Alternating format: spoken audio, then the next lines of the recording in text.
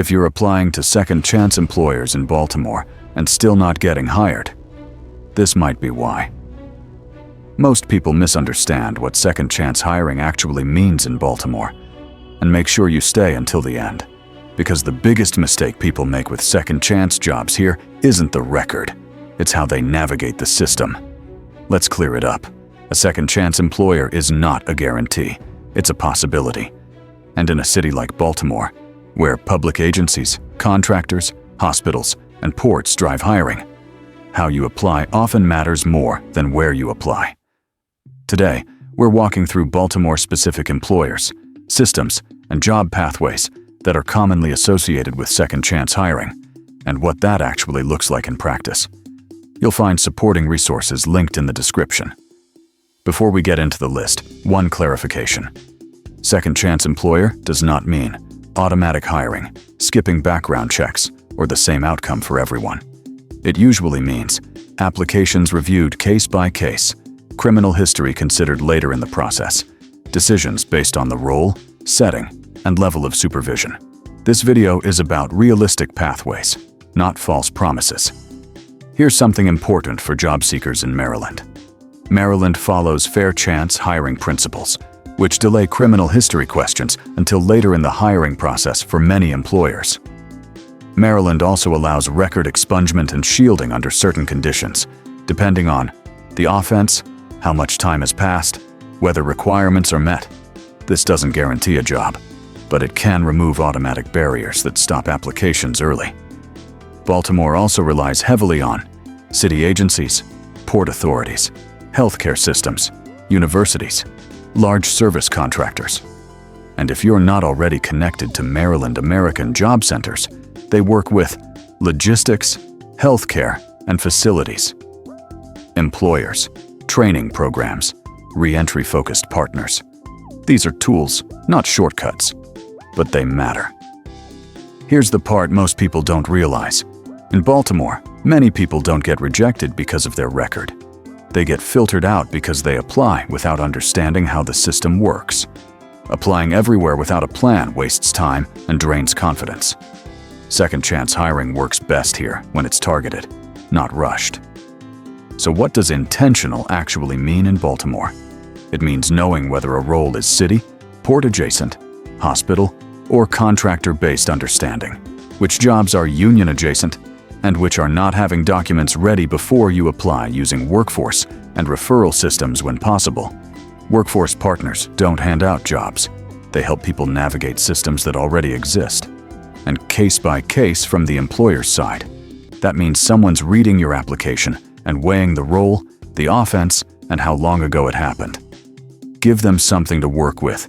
Preparation beats volume every time. And as we go through these pathways, pay attention, because some of the most overlooked opportunities in Baltimore are right in front of people every day. Let's start with the pathway most people don't expect to hear first, and the one that's often misunderstood. Number 1. Baltimore employs thousands of workers, but many roles are filled through contracted service providers, not direct city hires.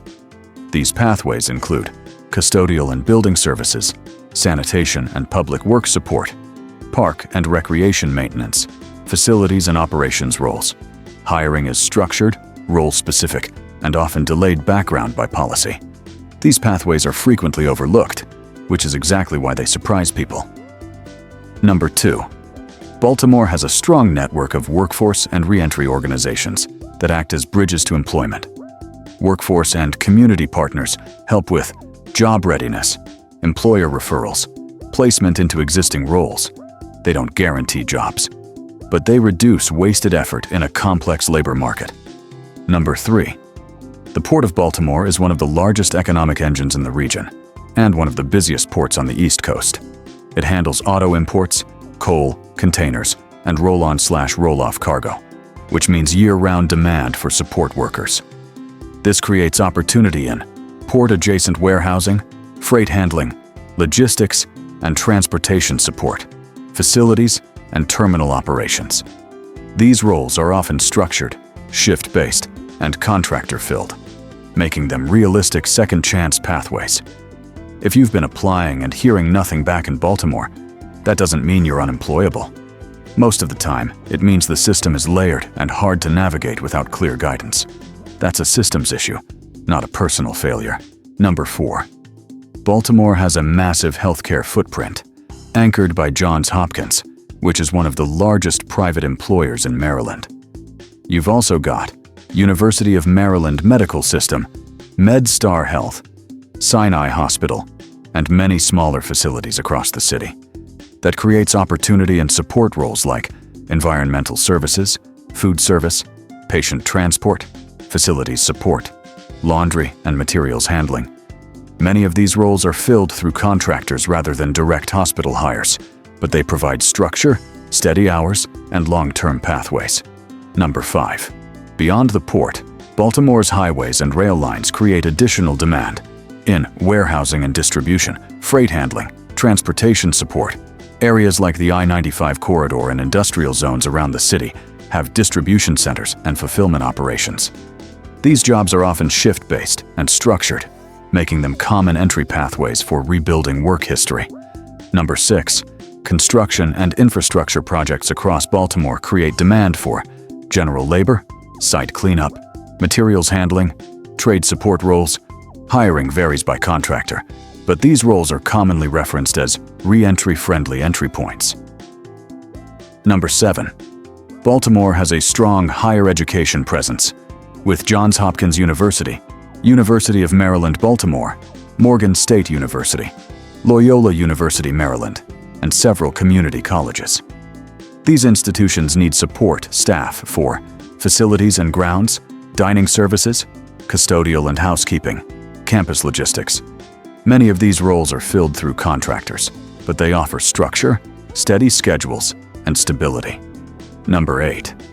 Baltimore's dense housing and commercial buildings create constant demand for maintenance, janitorial, groundskeeping, building operations support. These roles are often reviewed individually and filled locally, making them realistic second-chance pathways. Number 9. Restaurants, hotels, and institutions across Baltimore rely on kitchen support, food service workers, custodial, and service staff. The Inner Harbor and downtown areas have a heavy concentration of hospitality work, but every neighborhood has restaurants, hospitals, and schools that need these roles filled. These roles prioritize reliability and attendance, and often provide entry-level access with room to grow. Number 10. Here's one most people don't think about. MTA. Maryland operates buses, light rail, metro, and MARC commuter trains, and the transit system relies on a network of contractors and support staff. That creates opportunity in station and vehicle cleaning, facilities maintenance, bus and rail depot operations, construction and infrastructure support.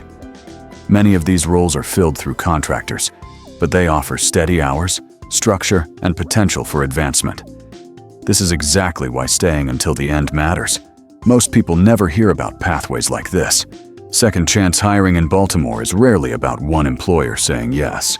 It's about preparation, timing, system navigation, applying strategically. A list alone doesn't create outcomes, but understanding pathways does. Felon-friendly jobs now exists to organize this information clearly, so people with records don't waste time applying blindly. We focus on clarity, not hype. If you are looking for Baltimore-specific job pathways, preparation guidance, and second chance resources, the link is in the description. Before I close, here's what you can do tomorrow in Baltimore. No money, no special access required. First, identify one workforce partner to contact: Maryland American Job Center, Vehicles for Change, or Baltimore's Mayor's Office of Employment Development. Just one. Make the call.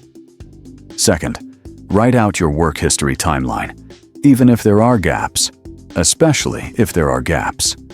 Know your story before someone asks. Third, research one employer or contractor before you apply, not 10. 1. Know what they do, what the role involves, and why you're a fit. Small steps. Focused energy. That's how this works. Earlier, I mentioned the biggest mistake people make after learning about second chance jobs in Baltimore. It's not the record. It's applying without understanding how the system works. and burning out before opportunity has time to work. Second chance hiring isn't about guarantees, it's about access to opportunity and knowing how to approach it. If this video helped you focus your energy more clearly, share it with someone looking for work in Baltimore. Clear information leads to better outcomes.